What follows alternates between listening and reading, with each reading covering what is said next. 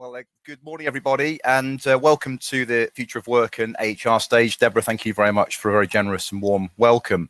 And welcome to the wonderful people that are here in person. This is so exciting to be back in the real world. It's fantastic. But also not forgetting the wonderful people joining us virtually from around the world. And please, you're as much as part of this as everyone in the room today.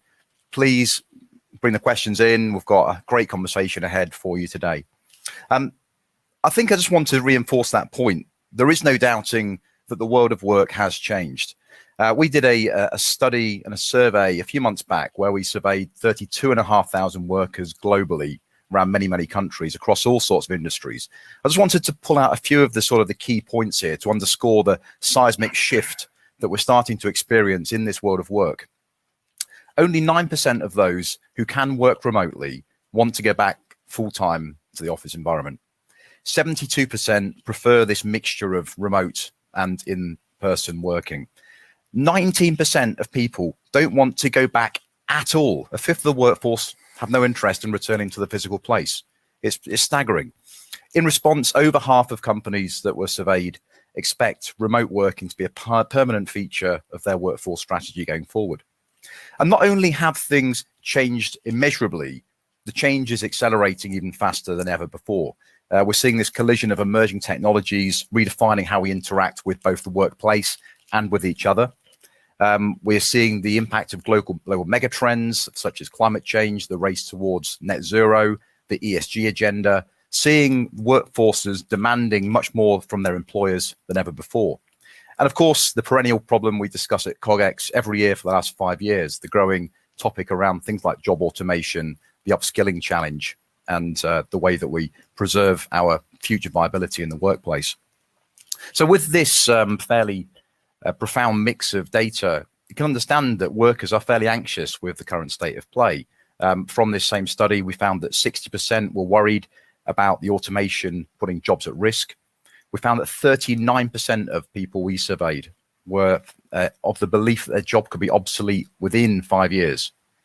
On the plus side, 80% are confident that they can adapt to the new technology that's becoming available within the workplace, but the access to upskilling is not there in the right level. So clearly that's a big challenge we have to overcome. In fact, I saw a story tweeted yesterday from someone at CogX that suggested that 40% of people were thinking of quitting their jobs this year. So you can see that this has, again, this paradigm shift in people's sentiment towards their jobs and their purpose in the workplace. Another big survey we've done for many years now, for a couple of decades, is our CEO survey. And in this extreme emotional and physical challenges that our workforces have been facing during the pandemic, it's seen more CEOs than ever before concerned about the well-being of their workforces. We interviewed a number of CEOs as part of this, and one interview we conducted really stood out for me was with Poppy Jamin, OBE, who's the CEO of the City Mental Health Alliance. And she said, quote, "It's tragic that it's taken a pandemic to elevate mental health and well-being, but hopefully it proves a catalyst for change." And I think we can all agree on that. So what's been happening in the last year or two, we've seen this explosion in the use of workforce technology over the last year or so, haven't we? We've seen on the one hand this overt focus upon trying to wring every last ounce of productivity out of your workers. We've seen a manner of fairly deleterious applications of these technologies, and many other sessions on this stage are going to be addressing that. On the other side, though, this sudden fascination with well-being from businesses is seeing this fairly one-size-fits-all approach to throwing the kitchen sink at solving the well-being problem. And clearly both of these have challenges associated with them.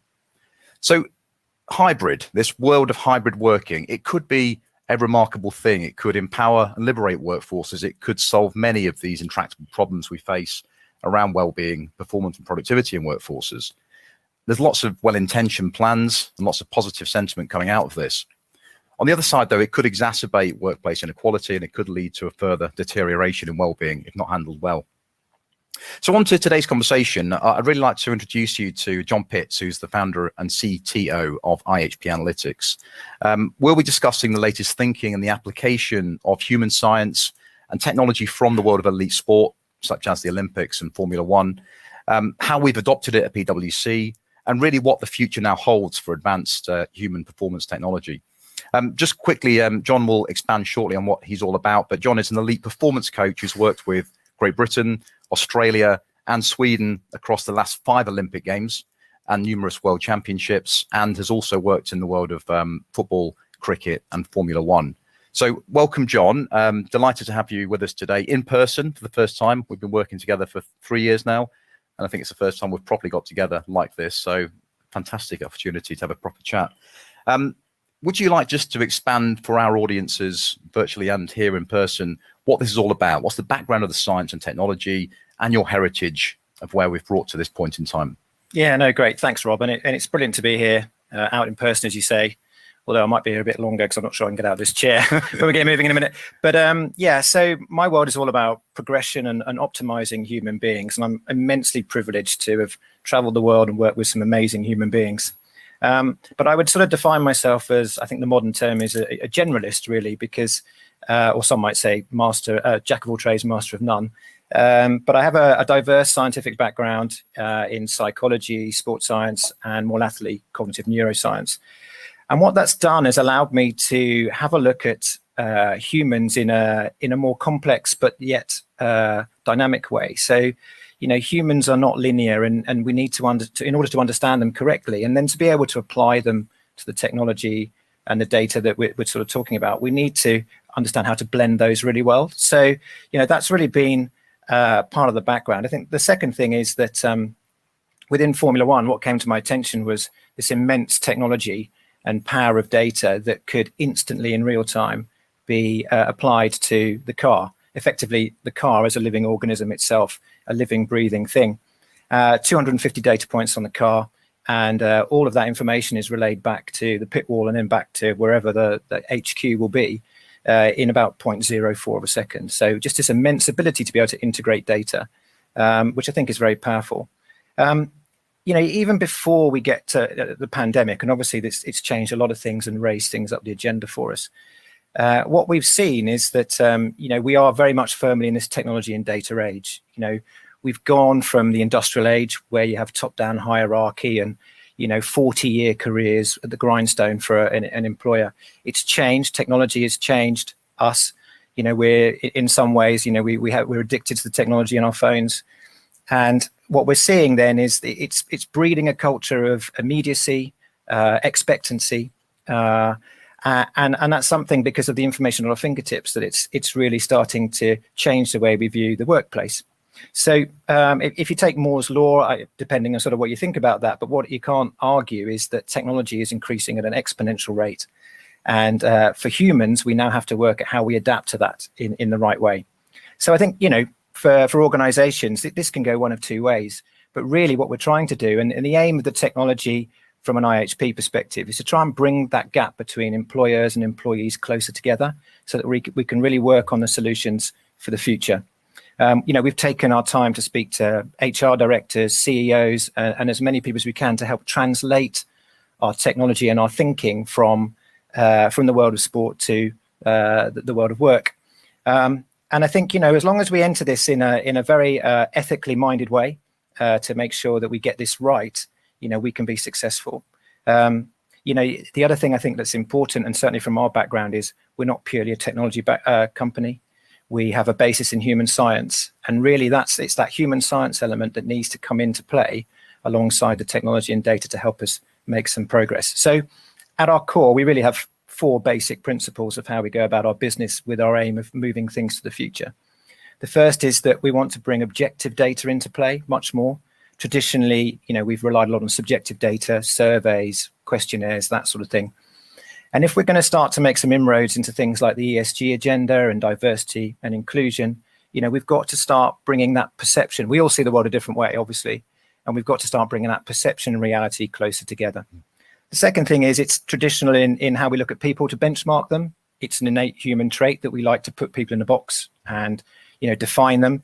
But if we're moving into a world of increasing uncertainty and change, we need to make sure that we're able to look at people in time series so that we can see them over time. And that's a far more democratic way of looking and evaluating people. I think also we need to think about rhetoric. So, you know, we're talking about well-being, but, if you spoke to 10 different people on a high street, you'd get 10 different answers to what well-being is. What we're about is trying to bring defined metrics to things like well-being. It's what we call compound metrics, so that we can really start to make an impact on these kind of things and see a return on investment. And then finally, as you alluded to earlier, it's important that we've got lasting change here. This can't be a fad. We've got to make sure that change occurs. And that's where we look at the individual basis of what we're doing, human-centric in what we do, to make sure that we're creating that behavioural change that really lasts for a lifetime. Thank you very much, John. So to get back to 3 years ago, we started working out how do you lift this IP and technology out of this rarefied environment of Formula One and the Olympic sports arena, and try to transplant this into the general enterprise world, the world of business. And clearly it's not a lift and drop in type of approach, is it? And let's address the elephant in the room. This explosion in the use of workplace and workforce technologies has probably attracted more negative criticism and bad stories than it's attracted good. And I think my sense of what you said there really resonated with me, is that I think if you start with the technology and try to retrofit the problem and the solution in behind, that's often leading to those downside risks. So I think we've obviously approached this in a certain way, haven't we? I mean, first of all, team composition for technologies like this is so critical, isn't it? I think about where they've gone wrong. It's often been a homogenous set of people involved with a particular lens on a problem. So in terms of the sorts of people you bring to the party in terms of the skills, who have you brought to the team in this context? Yeah, so I mentioned I'm a jack of all trades, but behind me is a team of experts who are far more intelligent than me, to be honest, and experts in physiology, cognitive psychology, behavioral neuroscience, data science as well, because, it's important that we combine all those skill sets. And I said earlier, the human science world has a huge part to play in what we're doing here, because people just are not linear. We can't just treat them in that way. They are a complex mix of, different variables that often interplay. And, when you're talking about, diagnosing cause from symptom, it's vital that we're able to diagnose that correctly to make sure we move forwards. And clearly, as we've talked about a lot already, there's a very serious ethical consideration to take into account here. We're talking about companies and their employees building trust. If we don't get this right, that's just not going to happen. And, realistically speaking, we need to think about how we go about this to make sure we build that trust in a very ethical way. Yeah, absolutely. So in addition to your experts in human science and occupational health, we've tried to supplement that with having a focus upon lawyers embedded into the team, privacy experts, data ethicists. We've even got a full-time medical doctor as one of the program managers leading the delivery of this. So it's been quite multidisciplinary to start with from the get-go. So let me just expand upon what we've actually done over the last couple of years. So we decided to sort of start with a small trial. We did a small cohort of about 50 or so people in the summer of 2019 to prove that we could do this well in the workplace. And then just over a year ago, at the start of the pandemic, we thought this is an interesting time to be finding a fairly unique set of data. So we decided to ask for volunteers within PwC who want to be part of this program. We sent a note out to the workforce. We had 2,000 people apply to be volunteers within 3 hours. We had a phenomenal response. And I don't know about you, but I'm fascinated with data. I'm always on my phone checking my Fitbit app or my Garmin app and trying to work out what's making me tick. But that seemed to suggest there's kind of a latent appetite to understand what's happening to yourself in this context. So we basically selected 1,000 people, an epidemiological representation of our workforce. We had our chairman, we had our chief people officer and our chief operating officer there, didn't we? We had it distributed by grade, by age, by sex, by location, to have a representation of our workforce. And for several months last year, we had volunteers wearing Garmins, collecting biometric data such as sleep, rest, recovery, activity, energy levels, etc. We were doing daily cognitive function testing, looking at things like task switching, ability to look at things like response inhibition and pattern memory. And we'd also baseline everybody psychometrically and also looking at things like their home environment. Do they have homeschooling responsibilities? Do they have a dedicated home office workplace? And then the critical bit that I think really made this quite special was the ability to bring in contextual data. Do you want to expand a bit upon that side of it, John?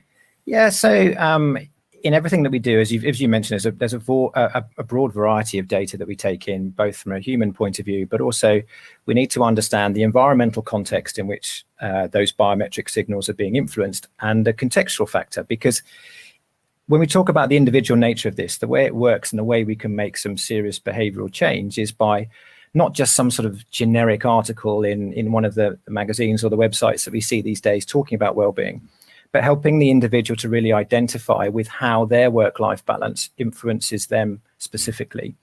You know, it's that kind of thing where you're looking to set light bulbs off in people's heads to make them just have that awareness of, oh, okay, this is how these sorts of things influence my sleep, for instance, or my activity.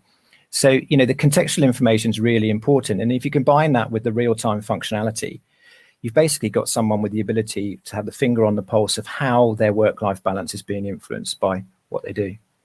So just to recap, the way we then decided to do it, reiterating the point, these things are entirely voluntary. You have a full right to remove yourself from the trial at any stage throughout the process with no consequence. What we were really keen to get right also was this approach to data aggregation, pseudonymization, and privacy. And do you want to expand a bit upon how we did that, John? Yeah, well, as I say, you've mentioned the volunteer bit, and that's really important, because, you know, at no stage is anybody under the pressure to sign up for it. And, you know, what we found, just like with anything like a Strava or, you know, Facebook or anything like that, you know, people in the right context are happy to share their data. It's just when it's seen in a negative light that we need to make sure that that's covered off.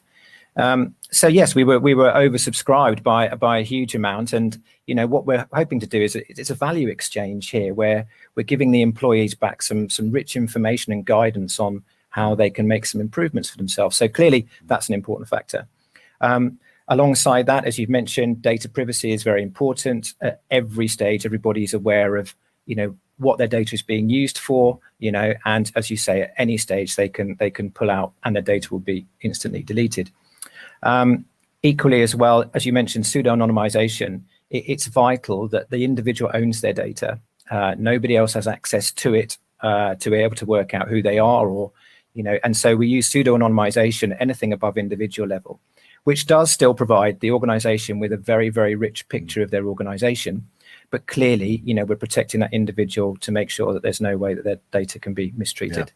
Well, let's start with the organization lens first of all, shall we? And then got something to show which I've not shown in public before, apart from that I've seen myself.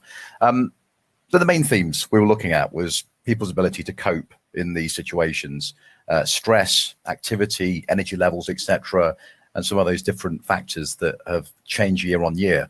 I think it was fair to say that we were more stressed last year than year before. And I thought what's really interesting is how more sedentary we'd become. Could you expand upon that for us? Yeah, so obviously stress becomes a key focus, but I think it's really important. Again, this is an education piece that we need to try and get right as we move forwards, because, you know, stress isn't all bad. You know, we have good stress. We're designed as human beings to have stress, you know, peaks of stress. So it's not necessarily a bad thing. And when you start moving into things like performance cycles or performance reviews and that sort of thing, you know, it's natural that stress is going to be there. So, you know, but it's very much become sort of a negative and a dirty word. And we've got to make sure that we get that right in a scientific context to make sure that people understand that. We're also then looking at, energy levels during the day. And of course, we're in the grip of a pandemic. So everybody's been put into a place where there's significant change and significant pressures at home, you know, working parents, homeschooling, that sort of thing. So we did a lot of work to try and understand the environmental context to which the pressures they were under. So, yeah, when we bring that all together, you have this ability to be able to really, truly understand the factors that are influencing the individual. Should we show a graph? Yeah, let's bring it up. You can see it on here, but not on there, but I think you know what that one is, yeah. Okay, so, this is an overall view of the cohort, 1,000 people during the pandemic from June through to the month of September. The red line you see is biometric stress. So that's being measured through the wearable device that you mentioned on the wrist. Actual stress that you can't tamper with or have any sentiment. Absolutely. Actual biometric stress, yes. Physiological stress. The green line is perceived stress. So on a daily basis, we ask the individual to rate, you know, their perceived stress as well. And along the bottom, the blue line is hours of work. Now, there's a few things that stand out from my perspective. First of all, you see the two significant red peaks. And what we were able to determine using the contextual data is that that was part of the performance cycle. But really, from my point of view as a scientist, what we're interested in is, how that green line relates to that red line. And even in the first project that we ran, and we've seen it significantly across different projects with different clients, that there's a very, very big gap between people's perception of stress and the reality, the biometric stress that we see, which obviously points the way towards, needing to educate people to understand, more about their stress levels. Now, when we look at this perception of stress, the best way we can try to make some inroads with that is that, we use technology to be able to help people to understand themselves better. So in a very simple way, what we're trying to do here is take that initial emotional response in the brain and educate it with a more rational response using the technology. And then at that stage, we can also start to provide interventions that look at things like, breathing techniques or meditation or elements that really help the individual to recognize times when their stress is significant, to understand whether it's, good stress or bad stress, and then start to harness it in a way using some techniques to make that better. Yeah. And then the second part of this is that, if we know we're making progress, if those lines are starting to get closer together, and we do see that start to happen as this graph progresses. So, whereas there's always going to be sort of little gaps and little bits and pieces that change, we know that we're starting to make some progress by using the technology if those lines are starting to come together. Yeah. There's a couple of peaks on there, isn't there? Shall I tell you what we think about this? Yeah. So you'll notice we got a time series along the bottom here, and we looked at what was causing different stresses on the staff, both external stimuli. Was it the latest lockdown announcement from government? Was it internal comms? Was it internal processes? And we're fairly clear that this actually aligns quite closely with our own performance management cycle. So we have a couple of fairly big lumpy parts of the year with end of year performance conversations and impact tier and performance conversations, outcomes. So it looks like the performance cycle aligns quite closely with this. That's not to say that all stress is bad. I think about the combination of pressure I need to survive and thrive versus real hard pressure that's more deleterious, that's more sustained over time. So is this something that is negative or something that we should be concerned about? It's something that is probably both, in some respects. But, what you have to appreciate, and I didn't really, even when I designed this in the first place, the aim was for this to become, the ability for an organization to look at its workforce as a living organism. And so, when we're talking about these kinds of situations, as you say, there's probably an element of both in that, some people are thriving, some people are, it's good stress. And for some people, it's more negative stress.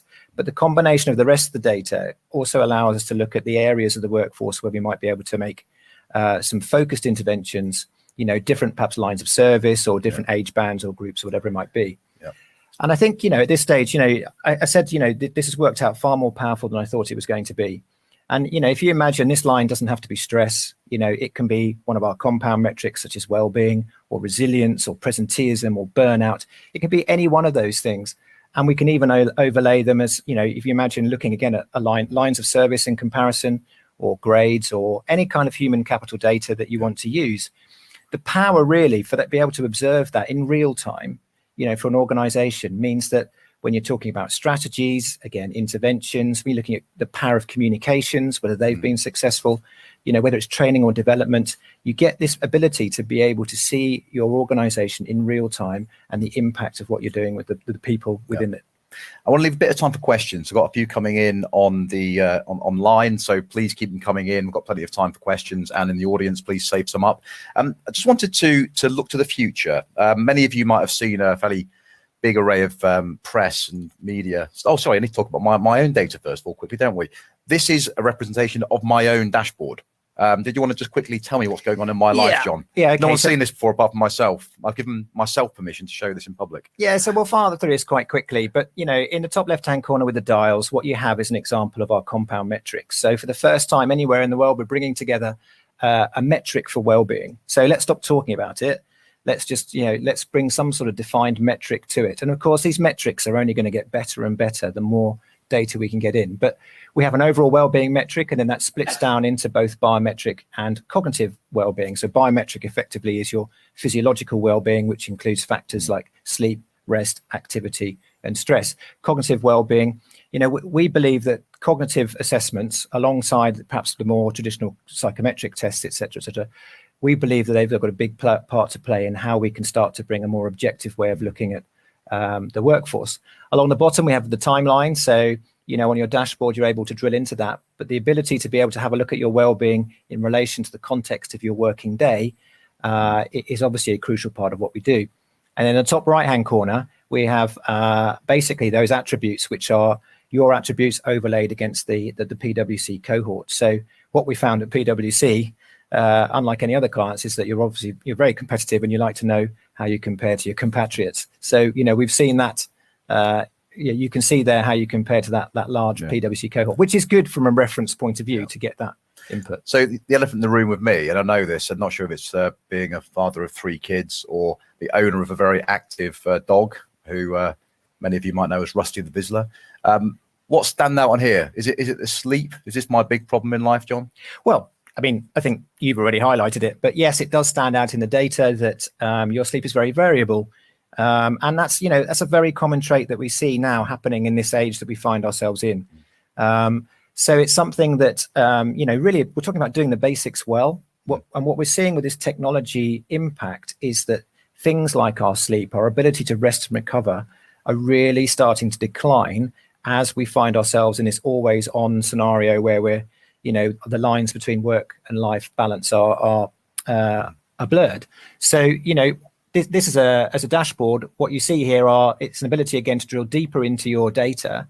And also then, if you imagine this again working in a real-time function, you're able to monitor this on a daily basis to see how changes, you might experiment with different things, elements such as we're talking about your sleep, understanding your chronotype, looking at sleep hygiene, your environment, all those sorts of things. You can see how those things will change, and then the impact it has on, say, your cognitive ability and also, your ability and your well-being at work. Very good. Just to look to the future briefly, and I want to put some time in for questions. Many of you will have seen a huge amount of press recently about different companies' approach to the world of work. Some have gone down this track of doing away entirely with the physical environment. I saw, I think Facebook announced last week that you don't have to come in at all ever again. On the other side, there's been some fairly high-catching stories about, quote, this way of work currently is an aberration. Everyone should go back to the office straight away. The majority of companies are somewhere in the middle. And we've announced a new approach to what we call empowered flexibility. So we're giving guidelines that staff probably should be looking around about 2 to 3 days co-located together. It's not a hard rule, but we actually found there is quite a strong demand for a lot of the staff to want to get back together again. We're also giving staff within certain limitations the ability to choose when they work. I'm thinking about asynchronous working patterns. If you want to break your day into 2 big chunks, that's fully within your remit now. And we're also trialing a compressed or compacted 4.5-day working week over the summer to see how that works as well. Clearly, back to the earlier opening remarks, you don't walk into this blind. At the moment, the market is fairly well equipped with fairly traditional measures, which are often lagging indicators such as employee pulse survey data, attrition and retention data. The problem with this new hybrid way of work in a very agile way is that there's a real need to measure this in real time and course correct and change your workforce strategy if, for example, well-being starts to crater in one part of the workforce. So we're quite excited about the possibility of this tech to really start to bring that real-time assurance to this new way of working, aren't we? But maybe I've got a few questions, John, on that side of things. And if you want to finish off with a couple of remarks. Yeah, no, absolutely. I mean, I think there are some things for us to consider because, I think we stand at a crossroads where, we have an ability to really do something quite exciting here if we want to. But, for every organization, every client we see, they have a decision to make. And frankly, what we've got to do is get started. The sooner we start, the sooner we can refine what we do and then, really start to hone it to what we need. But fundamentally, we've got to understand the difference between progression and adaptation. So here we are now in this world where, we're going to have to move quickly. Change is a constant, volatility, all those sorts of phrases that come out. But we're going to need to understand that adaptation isn't always good. Adaptation is evolution, but it isn't necessarily always good. What we've got to do is make sure that we're adapting the right way. And that's where data can play a huge part in informing that decision making. So progress is probably more important. If we're not careful, though, the way we see the technology taking us, we're going to see increases in mental health issues. We're going to see well-being decline. It has the ability to cripple organizations if we don't get it right. So for me, I really don't understand why an organization wouldn't want to start to get this data, not only to build the trust with their employees and really kind of bring themselves together with their workforce, but also, why go into this without that data to help you make those decisions? So, I think what we're seeing a lot is organizations are bringing in a support function, which is absolutely right. We've got to be there to be able to help people. But the future of this is actually getting far more on the front foot, in taking this on. And that really is, you talked about upskilling people. We need to give them the tools to be able to tackle this, to understand themselves better, to be able to see how they're fluctuating on a daily basis. Humans just aren't, they're just not that binary thing. And then, if we're going to then sort of tackle things like ESG and diversity and inclusion, seriously, then we've got to start bringing metrics to what we're trying to do. And I think finally, we've got to be prepared to think a bit differently. You measure the traditional ways in which we do things, but as I said earlier, we benchmark people, but what we know now is people change cognitively. We're going to see more fluctuations as people go through quite natural fluctuations and cycles within their work life situation. And so, when we talk about bold steps, what we want to try and do is help companies like PwC to make these bold steps in a way in which, they're making those steps with risk mitigation, so that we can help to inform those decisions and also then measure how well those interventions are going in real time, so that we can change course if we need to. So, we've got to start a journey. We've got to start right now, and we've got to get out there and start making a difference. Very good. We've got a few minutes left for questions. I think, gentlemen in the middle here, if you want to make it quite short and punchy, and I'll try to address it quickly. First of all, great talk, really interesting to see what you guys are doing. Curious about how the insights you give to your team leads, HR leads, whatever it might be. If you're not identifying at an individual, are you giving at a team level? These are the most impactful things you can do to drive well-being in your team. What are the insights you're giving to HR leads or team leads? Yeah, so the system is designed on 3 levels. Obviously, there's the individual level, and then we talk about it being a team level, but effectively that can be line of service, it can be grade, it can be age band. We really have this ability to sort of create a data environment by which we look at it in different lenses. So, that's one of the really powerful things about the team, the system. But obviously, that we're always mindful of, the cohort sizes that we're looking at to make sure that there is no hole in the data privacy element. So clearly, depending on the size of the cohort, that's where we're able to monitor that. But as Rob said, there is a huge team behind what we do here to make sure that we don't get that wrong, and that we make sure that we protect that individual privacy as much as possible. And then finally, obviously, it works on that organizational level.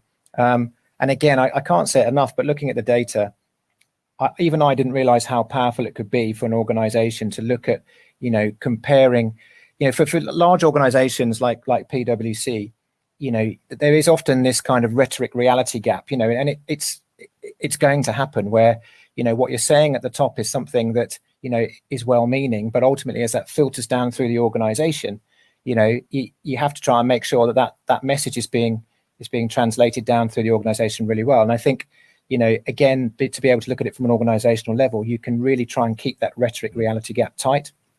I'm just going to do 2 quick online answers and then come back to the audience in person.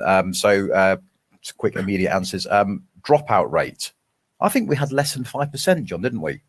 Absolutely. It was less than 5%. And, if you combine that with the subscription up front, it was a significant positive, I think. Yeah, that's positive. And then business outcomes. What have you changed so far as a result of the program? Well, I mean, first things first, of course, there's now the possibility of providing real-time assurance for this new workforce strategy. One thing that we have done is adapted the performance cycle now. So there's a short-term measure to sort of spread the load across the course of the year, and then a longer-term plan to adapt it entirely. So that's, I think, something that's going to come out of that. I think at the front here, please. Yeah.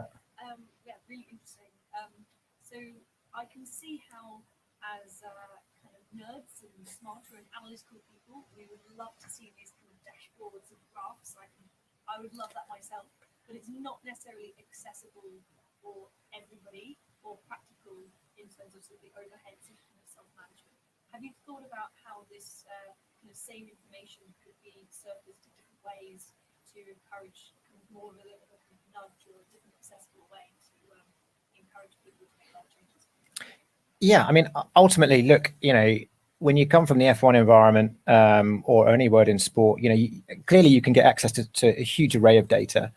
But the important thing is how that data is filtered and presented. So often, especially in sport, I could make all sorts of jokes here, but I won't. But ultimately, you need that data to be really clear, really concise, and straightforward. So when it comes to presenting the data, we have lots of options. Clearly here we've chosen a dashboard route, but we also have apps, on the phone to be able to sort of really, bring that quite close to the individual. But this is something that even can play a part within, things like the NHS or within schools where you can really help with an education process. And so, the way in which we present that data and deliver it can be done in any particular way. And as I say, we would think very clearly about sort of how we filter and what sort of data we'd bring through. I'm going to ask permission from our organisers for one more quick one, if that's okay. So I get a thumbs up. Thank you, Tim. Thanks. What's the difference between people who volunteer for the sort of program and those who don't volunteer? And what impact does that have on your long-term baseline data? Okay, so I mean, first and foremost, everybody's a volunteer. There's no intention at all for anyone not to be a volunteer. I think it was more about the self-selection process of the volunteers. Do they have different characteristics to the workforce at large? Sorry, yeah. Okay. Well, it may well be the case, but well, actually, I think we did look at the performance rating of the staff, and it was representative. It wasn't only top performers self-selecting. No. Was it? It was fairly representative. Yeah. So in the selection process, we made sure that it, as Rob says, it was a cross-sectional representation of the PwC workforce. So that would form part of what we would normally do as an initial sort of observation of a business to take the human capital data. And I think even that step of looking at your human capital data and understanding sort of where the cohorts are in your organization is probably something that is a big step forwards. And then we took that snapshot and it was representative of the organization. But clearly, actually, what we've seen from and in the feedback we've had is that actually a lot of people have been very, very surprised at how impactful that data has been for them. And it's not necessarily the people who you think would be the people who sign up. Actually, it's interesting that people who already use their data and are very, very much into using their data obviously find a use for it, but it's those who perhaps aren't familiar with it that actually get an awful lot more out of it. I'm afraid on that, John, our time is up. We could have kept chatting about this all day. So once again, thank you very much for everyone attending, both online and virtually around the world, and our wonderful audience here in the Everyman Cinema in London. I'm optimistic now. I've got a modicum of positivity about this new world of work. We can get this right, but we have to remember that there's no performance without well-being. Thank you for joining us.